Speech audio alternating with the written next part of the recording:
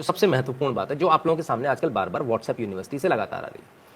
सरकार सारी कंपनियां बेच दे रही है, मोदी देश को बेच रहा है, मोदी कहता था मैं देश नहीं झुकने दूंगा, मोदी देश को बेचे दे रहा है, मोदी ने ऐसा कर दिया, मोदी ने वैसा कर दिया। क्या वाकई में मोदी ने बेच दिया? क्या मालूम, पहले आरोप देखें फिर आगे की बात करेंगे। Randeep Singh Surjewala verified Twitter handle से आप लगाते हैं, देश की 26 सरकारी कंपनियां और बेची जाएंगी, 70 साल में जो भी बनाया था वो सब बेच डालेंगे, और मोदी जी सत्ता में ये कहकर आए थे मैं देश नहीं बिकने दूंगा। बिल्कुल ठीक बात है, ऐसा ही कहा था, मुझे भी याद है। मतलब देश में कुछ भी बिकने से नहीं बचने दूंगा, मोदी है तो यही मुमकिन है, स्टॉप सेलिंग इंडिया। नीचे इन्होंने एक ट्वीट को ट्वीट किया, वो ट्वीट डिसइन्वेस्टमेंट से रिलेटेड है, डिसइन्वेस्टमेंट का, ठीक है, क्लियर है। वेदर कवर इंडस्ट्रियल्स, धन्यवाद बहुत बहुत आपका कंट्रीब्यूशन के लिए। तो ये आप देखिए, डिसइन्वेस्टमेंट को लेकर इन्होंने बोला कि ये चीज़ें बेच रही है सरकार, अच्छी बात है, इसमें कोई दो राय नहीं है कि भारत सरकार डिसइन्वेस्टमेंट कर रही है, इसमें कोई दो राय नहीं है, ये बिल्कुल सच है, इसमें कहीं भी गलत नहीं है। लेकिन डिसइन्वेस्टमेंट को देश बेचना कहा जाता है क्या? डिसइन्वेस्टमेंट को देश बेचना कहा जाता है तो चलिए हम थोड़ा सा आपको एक सरकारी वेबसाइट पर ले चलते हैं। अपनी बात नहीं करूंगा मैं करूंगा तो गड़बड़ हो जाएगी, तो मैं सरकारी वेबसाइट पे ले जाता हूं। कौन सी वाली वेबसाइट पे ले जाऊंगा आपको? भारत सरकार के 3 शेयर वाली। इस सरकारी वेबसाइट का नाम है department of investment and public asset management, ठीक है, DIPAM.gov.in दिखा रहा हूं मैं आपको, और करीब से दिखा देता हूं, ठीक है, भारत सरकार की वेबसाइट दिखाऊंगा साहब, इसके अलावा नहीं। अब मैं 2009 और 10 की बात करूंगा डिसइन्वेस्टमेंट की। क्या है? Past disinvestment. कौन से फाइनेंशियल ईयर के? 2009 और 10 के। 9 और 10 में किसकी सरकार थी? सोनिया गांधी सरकार थी, मनमोहन सिंह सरकार थी। कितने डिसइन्वेस्टमेंट हुए जरा मैं आपको दिखाऊं तो जरा देख लीजिए। NHPC का डिसइन्वेस्टमेंट हुआ, name of CPSES, NHPC, oil India limited, NTPC, rural electrification, NMDC। कितने हो गए? 1 2 3 4 5, एक साल में 5, ठीक है, सिर्फ 2009 और 10 में। चलिए अब मैं तो 2010 और 11 में आपको ले चलता हूं, ठीक है, फाइनेंशियल ईयर 2010 एंड 11। ये भी कौन सी सरकार है? सोनिया गांधी सरकार, राइट।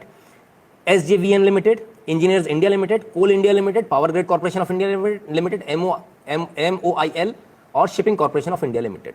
ये बेच मारे इन्होंने। पहले कितने बेचे थे? 5, अब 6 7 8 9 10 11, कितने हो गए? 11।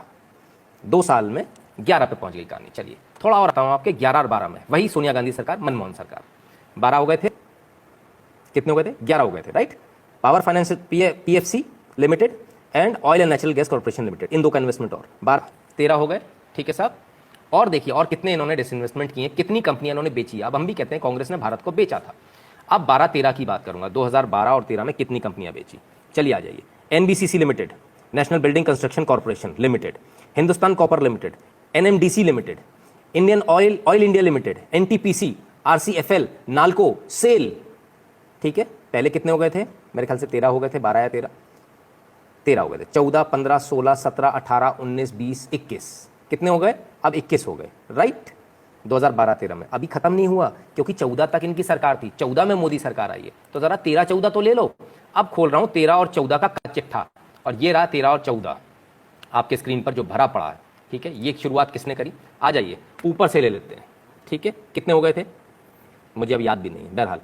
NHPC, Bharat heavy electrical engineers India limited, NMDC, power grid corporation of India, CPSE exchange trade funded, Indian oil corporation, national fertilizers limited, MMTC, Hindustan copper limited, Indian tourism development corporation limited, state trading corporation, और NLC limited, ठीक है साहब। ये इतने सारे। अब उल्ट वापस गिन देता हूं, 1 2 3 4 5 6 7 8 9 10 11 12 13, ठीक है।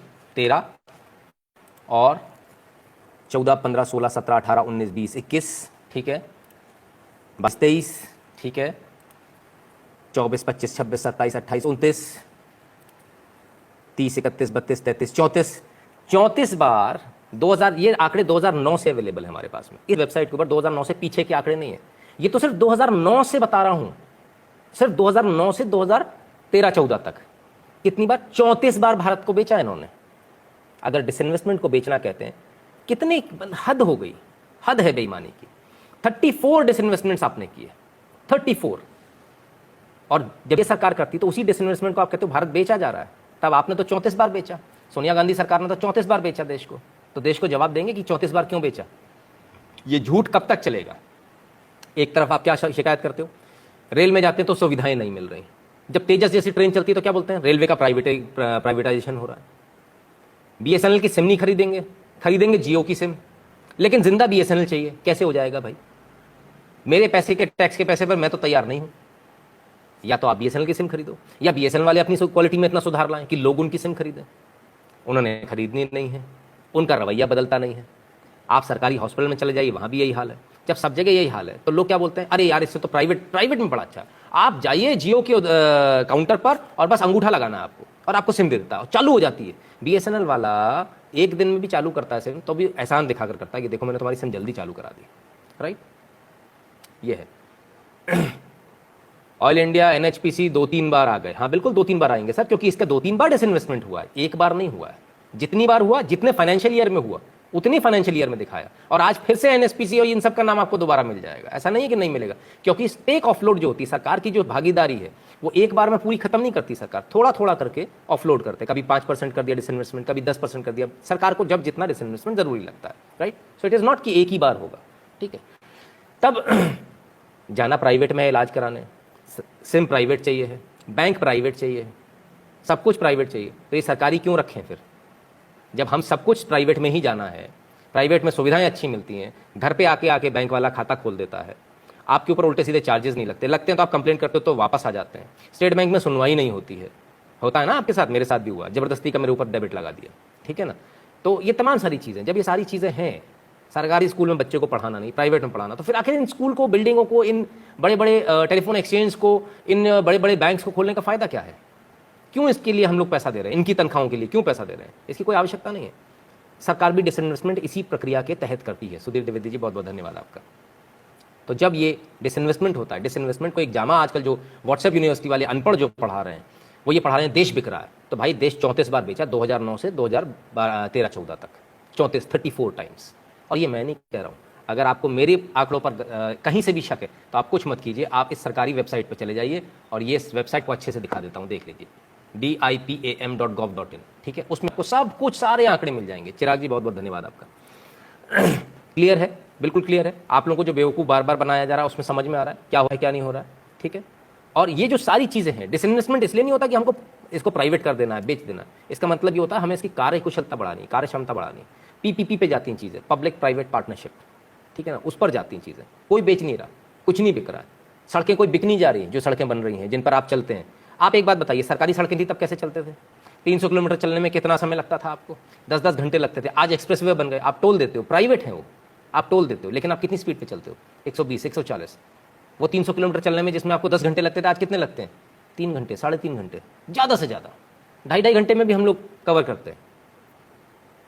तो क्या बेहतर है, उसी खड्डे वाली सड़क पर से जाना? तो फिर ये एक्सप्रेसवे से क्यों जाते हो? अगर आपको एक्सप्रेसवे चाहिए तो आपको डिसइन्वेस्टमेंट करना ही पड़ेगा, आपको प्राइवेट ऑपरेटर्स लाने ही पड़ेंगे, आपको प्राइवेट हाईवेज बनाने ही पड़ेंगे, जो कि 20 साल बाद वापस सरकार के पास आ जाएंगे। आप टेंशन मत रखो, वो जीवन भर नहीं रखने वाले हैं, ठीक है ना। वो पीपीपी पे बने हुए हैं, उनका एक शेड्यूल होता है, एक टाइम पीरियड होता है, जितने टाइम पीरियड पे वो उसे इस्तेमाल कर सकते हैं, उसके बाद उनको सरकार को देना होता है।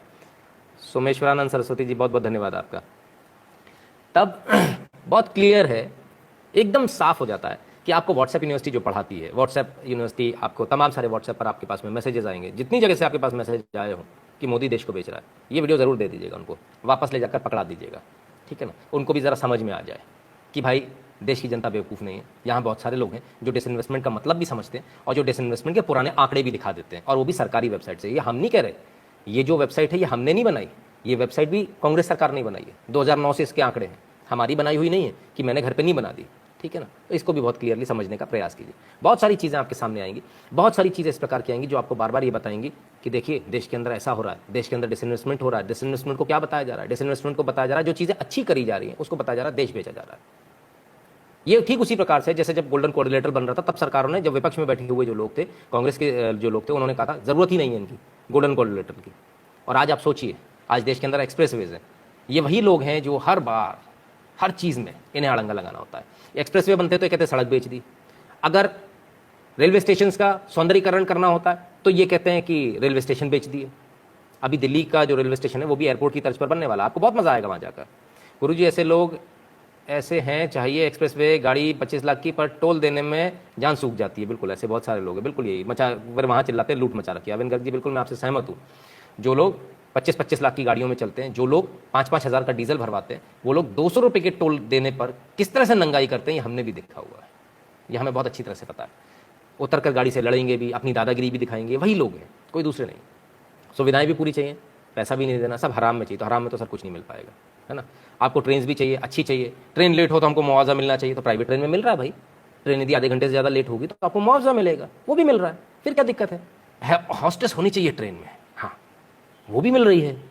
पैसा नहीं देना, लेकिन मेरे को पैसा देने की जैसी बारी आएगी ना, अरे सरकार ने तो बेच दिया रेलवे। अरे रेलवे बेच दिया, तुमको अच्छी सुविधा दे दी भाई, ये तो सोच लो पहले, इसका तो विचार कर लो आप, क्या कर दिया क्या नहीं कर दिया, ठीक है। तो जरा समझने का प्रयास कीजिए। जब आपको सुविधा अच्छी मिलती है, आप फर्ज कीजिए कि भारत में आज भी वही दो कंपनी होती, एक फिएट और एक एम्बेसडर, तब क्या हाल होता है। आप फर्ज कीजिए यदि डिसइन्वेस्टमेंट नहीं किया गया था, यदि प्राइवेट प्लेयर्स को अगर टेलीकॉम में एंट्री नहीं दी गई होती, तो आज आप ये लाइव नहीं देख पा रहे होते। आपके पास आज भी बीएसएनएल का लैंडलाइन फोन होता, चक्के वाला, कर कर वाला, वही घुमा रहे होते आज तक आप। ये मोबाइल नहीं आए होते, 3G 4G नहीं आया होता, क्योंकि बीएसएनएल कुछ करना ही नहीं चाहता था। फोन अगर बारिश में डेड हो जाता था तो 15 दिन बाद सुधरता था। ये आलम था साहब, जब पानी अपने आप सूख जाता था, लाइन अपने आप चालू होती थी, तब ये आलम था। आप सबको याद होगा वो, आप सबको वो जमाना भी याद होगा जब 32 रुपये 80 पैसे कॉल उठाने के देने पड़ते थे मोबाइल पर, और उसमें जब कभी रॉन्ग नंबर होता था तब सोचिए कितना खून जलता था। और आज आप कितना देते हो? आज आप 150 रुपये महीने का देते हो, मुश्किल, उसमें भी रोज 2 GB डेटा उड़ाते हो, उसमें भी रोज आपको लाइव सुनने को चाहिए, राइट। तो ये आपको सोचना है। आपको किसी ने नहीं रोका भाई साहब, जिसको सरकारी कंपनी बचानी है वो आज अभी इसी वक्त जियो की सिम बंद कर दे अपनी, जिस पर ये लाइव देख रहा है 4G वाली स्पीड पर, और जाके 3G वाली बीएसएनएल की सिम ले आए। मना ही नहीं है, रो मत, आपके हाथ में है कंपनियों को बचाना। किसी ने नहीं बोला, कोई नहीं बोल रहा बेचने के लिए। आप उसको प्रॉफिट में ले आइए। प्रॉफिट में कैसे आएगी? जब आप उसके प्रोडक्ट को इस्तेमाल करेंगे, तो जाइए और लेकर आ जाइए, उसके प्रोडक्ट इस्तेमाल कीजिए। Nobody is stopping you. इसमें भी कोई दो राय नहीं कि गवर्नमेंट कंपनीज भी होनी चाहिए। और मैं ऐसा इसलिए बोल रहा हूं क्योंकि मैं खुद जब भी कोशिश करता हूं ज़्यादा से ज़्यादा गवर्नमेंट की ही चीज़ों का इस्तेमाल करने की। And this is the very first time कि जब मैं खुद सरकारी कंपनी का इंटरनेट इस्तेमाल नहीं कर रहा हूं। वरना पूरे जीवन भर मैंने सरकारी कंपनी का इंटरनेट इस्तेमाल किया, भले ही कितना भी महंगा क्यों ना हो। डबल रेट दिया हमने एयरटेल के मुकाबले में। लेकिन अब जब सुविधा ही नहीं मिल रही है, जब उनके पास स्पीड ही नहीं है, तब हम भी क्या करें? हम भी मजबूर हैं। तब तो फिर हमको भी प्राइवेट पे आना पड़ेगा, वरना हम आपको लाइव दिखाएंगे कैसे? ये जाएगा कैसे लाइव? क्या ये रुक के बफरिंग होता जाएगा? तब आप लोग देखेंगे, आप लोग फ्रस्ट्रेट हो जाएंगे, आप लोग खुद नहीं देखेंगे। मनोज शेट्टी जी, शुभम सहगल जी, दोनों का बहुत बहुत धन्यवाद।